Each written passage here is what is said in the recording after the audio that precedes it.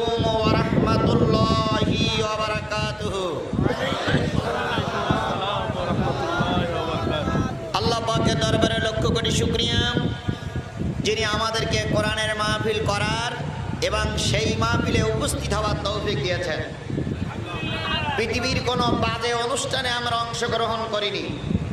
পৃথিবীর কোনো জাগতিক নাচ গান, সিনেমা, থিয়েটার, বায়োস্কোপ তথা পৃথিবীর কোনো নাচ নেয়ামতে পরিপূর্ণ এমন কোনো অনুষ্ঠানে অংশগ্রহণ করিনি।